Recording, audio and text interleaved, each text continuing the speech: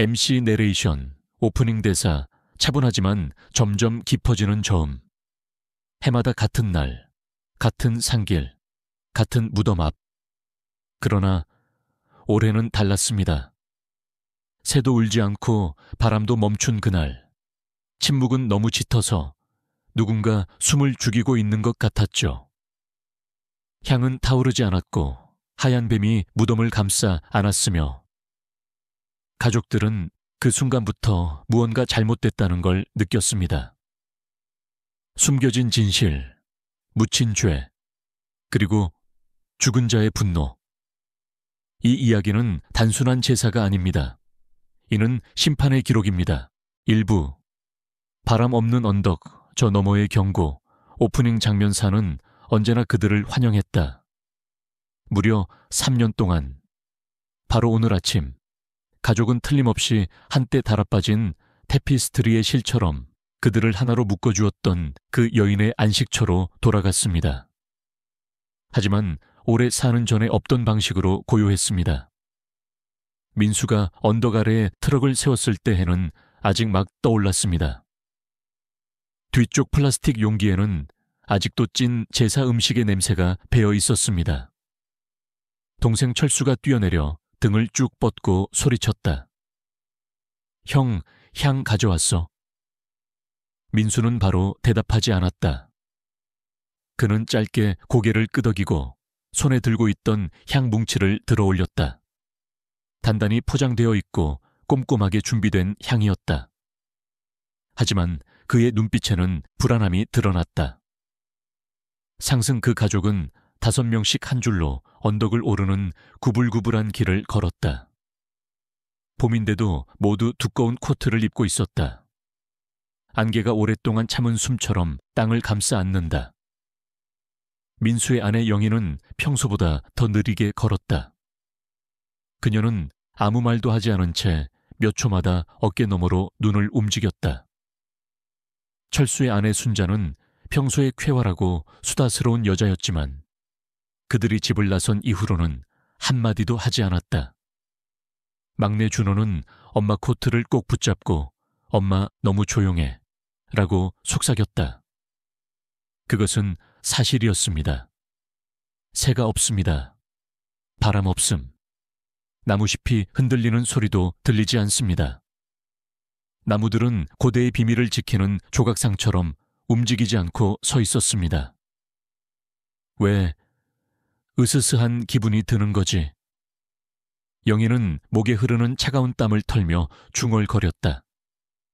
공기가 숨을 멈추는 것 같아요. 철수가 주장했다. 그들이 무덤에 도착했을 때 빛이 바뀌기 시작했습니다. 더 밝지 않아요. 더 어둡지 않아요. 그냥 이상하죠. 표면 아래의 불안, 묘비는 변하지 않았습니다. 오른쪽 모서리는 여전히 금이가 있어요. 아직도 어머니의 이름이 돌에 깊이 새겨져 있어 마치 죽음조차도 어머니의 존재를 지울 수 없는 듯 했습니다. 하지만 그 주변의 땅은 언제나 그렇게 신선하게 갈아져 있었던 걸까? 너무 슬퍼요. 몸을 굽혔다. 그는 손을 땅에 댔다.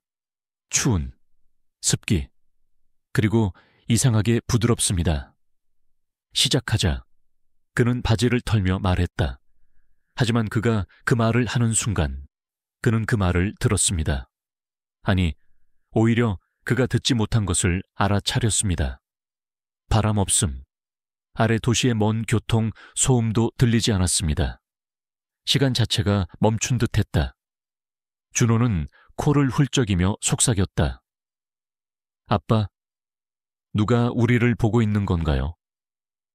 타지 않는 불, 민수는 무덤 앞에 무릎을 꿇고 향을 꺼내어 불을 붙였다. 딸깍하는 소리. 아무것도 아님. 그는 다시 시도했다. 그리고 또 마침내 라이터가 타올랐습니다. 하지만 향에 닿는 순간 불꽃은 꺼졌습니다. 마치 보이지 않는 무언가가 그것을 날려버린 것처럼. 영희는 성냥갑을 들고 앞으로 나섰다. 스트라이크, 깜박임, 다 쓴. 그녀는 눈을 깜빡였다. 바람이 다시 불었나요? 아니요. 민수가 날카롭게 말했다. 바람이 없어요. 그는 다시 시도했지만 이제 손은 떨리고 있었다. 향은 잠깐 멈췄다가 차가운 바람이 불어와 다시 꺼졌습니다. 하지만 아무도 돌풍을 느끼지 못했습니다. 오직 불꽃만이 있었을 뿐. 흰뱀 비명소리가 공기를 가르다. 뱀이야. 준호는 떨리는 손으로 가리키며 소리쳤다. 모두가 돌아섰다. 묘비 바닥에는 마치 희미한 리본처럼 하얀 뱀 한 마리가 휘감겨 있었습니다. 그것은 고요했습니다. 너무 고요했습니다. 그 눈은 아침 안개 속에서 붉게 반짝이며 그들을 직접 응시하고 있었습니다. 영희는 비틀거리며 뒤로 물러섰다. 순자는 준호를 꼭 껴안았다. 철수는 본능적으로 가까이 있던 막대기를 잡았다. 하지만 민수는 손을 들었다. 하지 마세요. 그는 건조한 목소리로 말했다. 그건 그냥 뱀이 아니야. 뱀은 움직이지 않았습니다. 쉬쉬거리지 않았다. 그것은 마치 판단하는 듯이 그저 응시할 뿐이었습니다. 미묘한 예고, 바로 그때 위쪽 가지에서 잎이 한 장이 부러졌습니다. 그것은 천천히, 부드럽게 아래로 떠내려갔다가 공중에서 얼어붙어 부자연스럽게 매달린 후 옆으로 떠내려갔다. 모두가 그것을 보았습니다. 아무도 아무 말도 하지 않았습니다. 파트 2. 이상 증상, 땅속에서 올라온 경고 묘소를 떠난 그날 밤부터 가족들에겐 설명할 수 없는 일들이 시작됐다. 그것은 단순한 병이 아니었고 악몽도 아니었다. 그건 무언가 깨우치라는 메시지였다. 장면 2.1. 영희의 고열, 불타는 속죄 집으로 돌아온 첫날 밤. 영희는 거실 소파에 앉아있던 중 갑자기 머리를 짚었다. 어지럽다. 몸이 너무 뜨거워. 청에는 39.7도. 해열제를 먹여도 열은 내려가지 않았다. 땀은 줄줄 흐르는데 손발은 얼음장 같았다. 민수는 젖은 수건으로 그녀의 이마를 식히며 묻는다. 병원에 갈까? 아니야. 잠깐만 누우면 나을 거야. 하지만 그녀의 눈은 초점이 흐릿했고 입에서는 의미를 알 수 없는 중얼거림이 흘러나왔다. 어머니, 죄송해요. 제가 그렇게까지 하려고 했던 건 아니었는데 그녀는 깨어있는 것처럼 보였지만 분명히 꿈속에 있었다. 민수는 순간 등줄기를 타고 소름이 흘렀다. 지금 무슨 꿈을 꾸는 거지? 장면 2.2. 준호의 악몽. 기억보다 생생한 꿈. 그날 새벽, 철수의 아들. 준호는 갑자기 잠에서 비명을 지르며 일어났다. 엄마, 뱀이야. 하얀 뱀이 나 쫓아와. 순자는 깜짝 놀라 아이를 끌어안았다. 준호의 온몸은 땀으로 젖어 있었고 얼굴은 창백했다. 괜찮아, 꿈이야. 엄마 여기 있어. 아니야. 그 뱀이 할머니 묘지에서 나를 봤어. 눈이 빨개졌어. 무서웠어. 순자의 얼굴에서 피가 가셨다. 낮에 봤던 뱀의 눈은 분명 하얗고 맑았는데 왜 아이는 빨갛다고 말하는 걸까? 더 무서운 건 그 뱀이 꿈속에서 말을 했다는 것. 네가 뭘 숨겼는지 알고 있다. 장면 2.3. 철수의 복통, 뱀이 뒤틀리는 듯한 고통. 이틀째 밤, 철수는 화장실에서 배를 움켜쥔 채 쓰러졌다. 아, 배가 끊어질 것 같아. 뭔가 안에서 꿈틀거려. 순자는 그를 부축해 병원으로 데려갔지만 엑스레이도 피검사도 모두 정상이었다. 의사는 말한다. 스트레스성 위장장애일 수 있어요. 진통제 드릴게요. 하지만 철수는 자신 있게 말했다. 이건 그런 게 아니야. 뭔가 뱀이 뱃속을 돌아다니는 느낌이야. 의사의 표정이 얼어붙는다. 환청이나 환각을 느낀 적은 없으신가요? 장면 2.4. 전화 너머의 진실 다음 날 아침, 민수와 철수는 동시에 서로에게 전화를 걸었다. 철수, 형님, 저희 집도 이상해요. 준호가 뱀꿈을 꾸고 저도 계속 배가 아파요. 민수, 영희도 그래. 열이 안 떨어져. 잠시 침묵. 전화기 너머로 두 형제는 동시에 같은 말을 삼킨다. 그리고 철수가 조심스럽게 먼저 꺼낸다. 혹시 어머니가 화가 나신 건 아닐까요? 민수는 대답하지 못한다. 왜냐하면 그는 이미 그 생각을 하고 있었기 때문이다. 파트 3. 드러나는 진실. 가족을 찢은 그림자. 진실은 숨길 수 없다. 그것은 언젠가 반드시 틈을 뚫고 비명을 지르듯 모습을 드러낸다. 장면 3.1. 민수의 의심. 서랍 속의 흔적 늦은 밤. 민수는 아내 영희의 간병을 하다가 문득 어머니의 방이 생각났다. 무언가 이상한 예감에 이끌리듯 그는 조심스럽게 방문을 열었다. 서랍장을 열려는 순간 잠겨 있었던 서랍이 조금 열려 있는 것을 발견했다. 분명히 내가 마지막으로 잠갔는데 그는 서랍을 조심히 열었다. 안에는 어머니의 유언장이 담겨있던 봉투가 흐트러져 있었다. 그는 봉투를 열어 유언장을 꺼내 펼쳤다. 그러나 글씨는 어머니의 필체가 맞지만 잉크색이 미묘하게 다른 구간이 눈에 띄었다. 시골집과 예금의 절반을 큰아들에게 준다. 그는 싸늘한 침묵 속에서 유언장을 바라보았다. 순간 뒤에서 문이 살짝 열리는 소리. 여보, 뭐해요? 영희가 들어왔다. 얼굴은 창백했고 눈빛은 흔들렸다. 민수는 유언장을 들고 천천히 돌아보았다.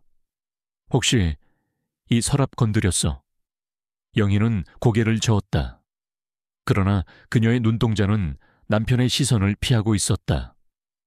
아니에요. 왜 그러세요?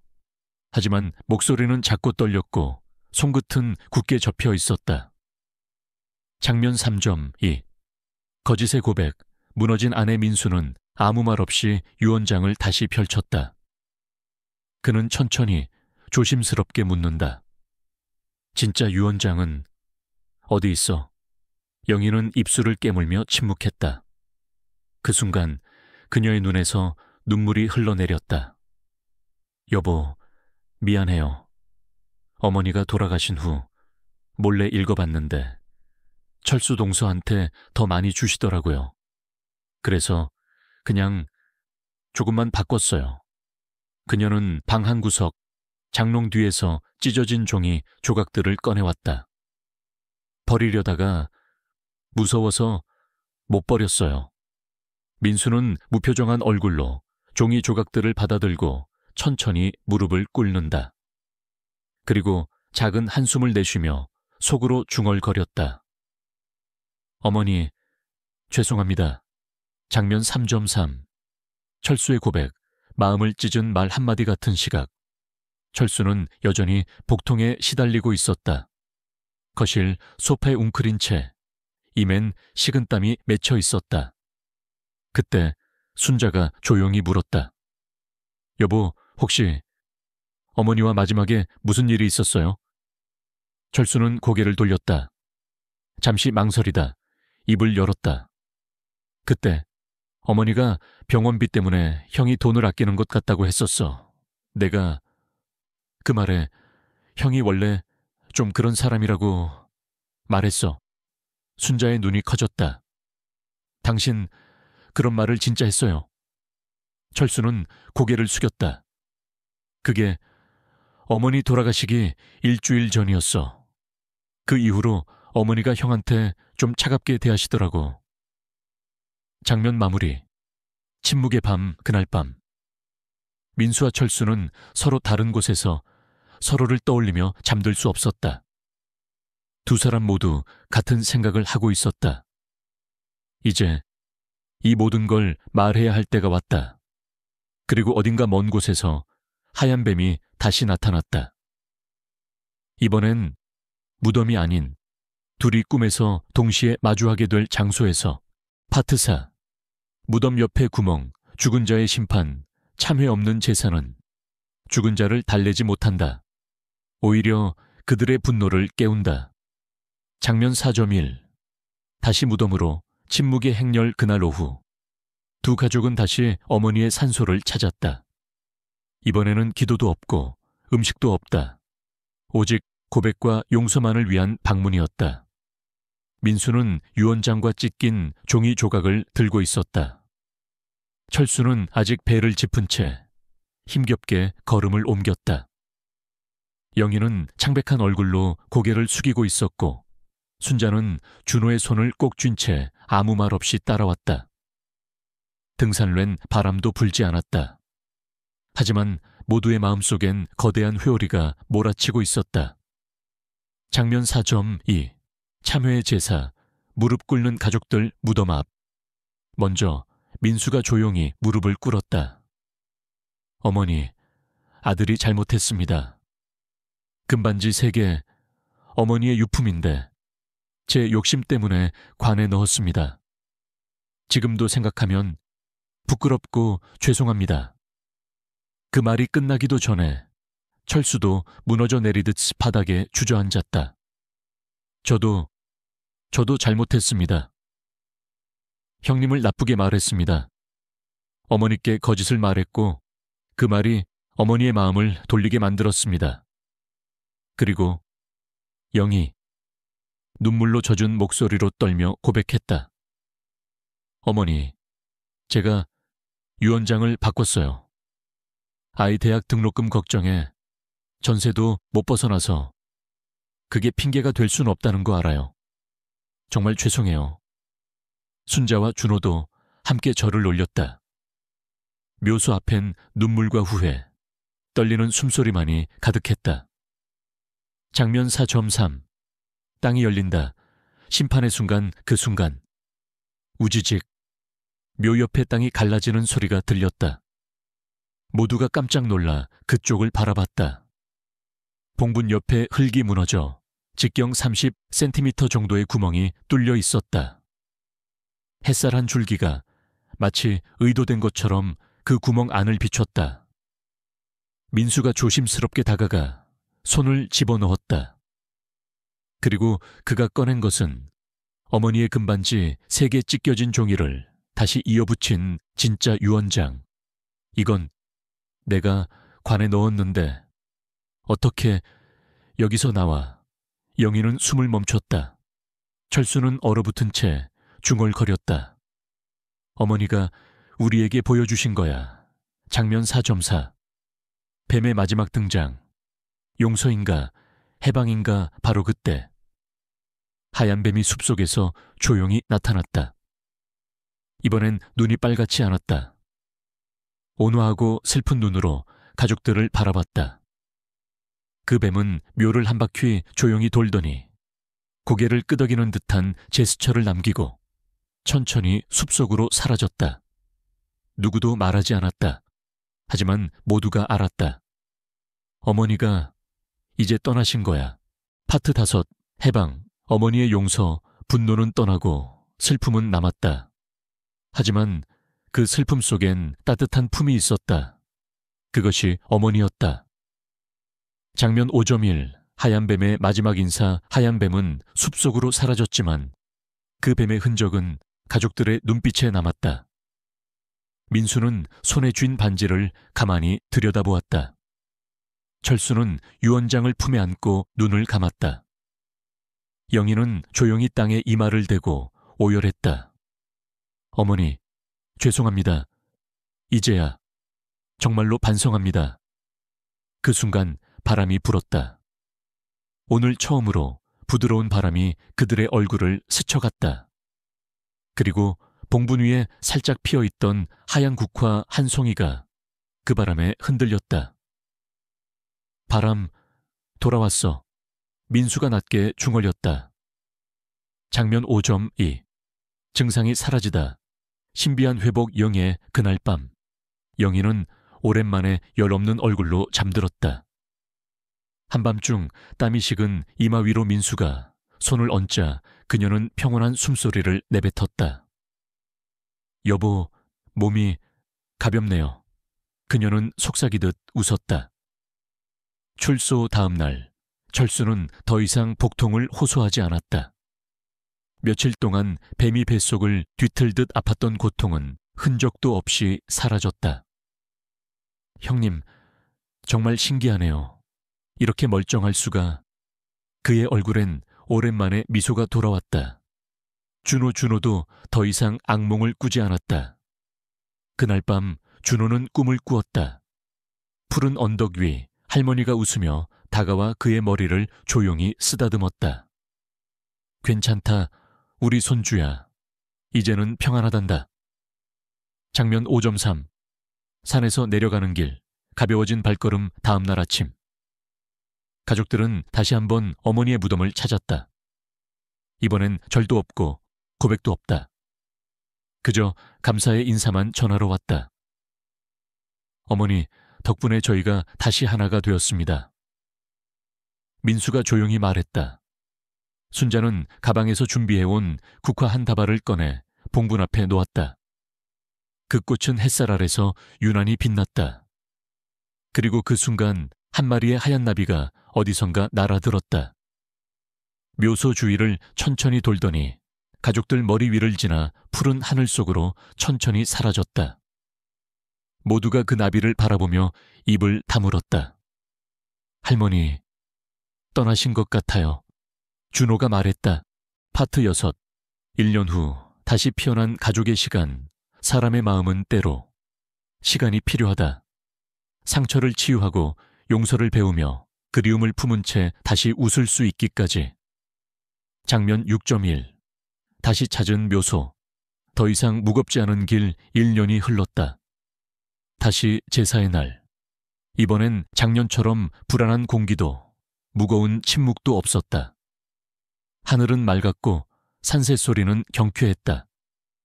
부드러운 바람이 풀잎을 가볍게 흔들고 하늘은 끝없이 파랬다.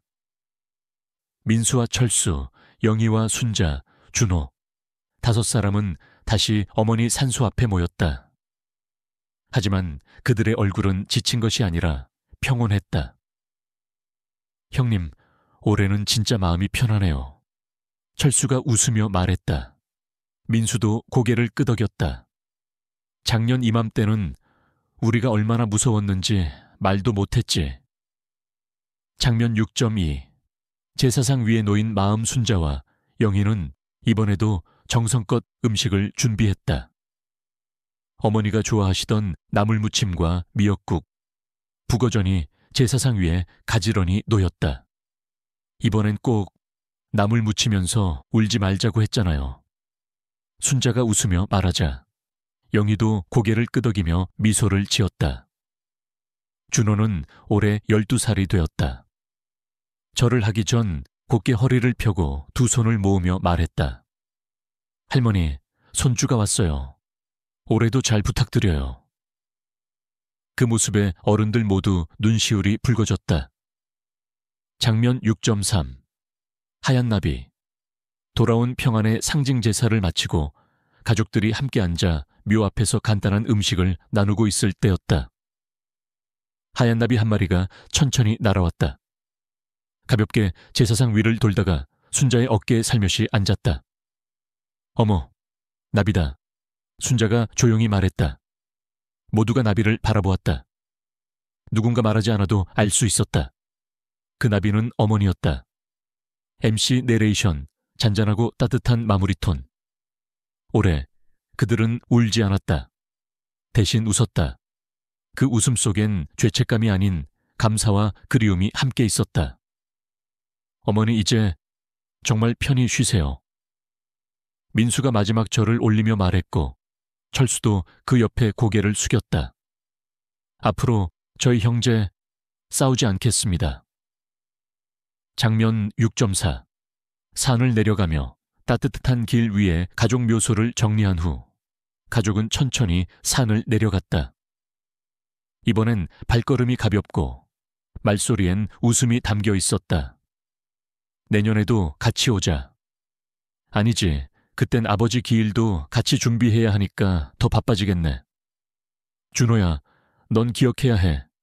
이건 단순한 제사가 아니라 가족이 다시 만나는 날이야. 내 아빠, 카메라는 그들을 뒤에서 비춘다. 가족들이 함께 걷는 길 위로 햇살이 조용히 내려앉는다. MC 내레이션, 마지막 인사. 어머니는 사라지지 않았다. 그분은 하얀 뱀이 되어 경고했고 하얀 나비가 되어 용서했다. 그리고 그 마음은 이제 우리 안에서 살아간다.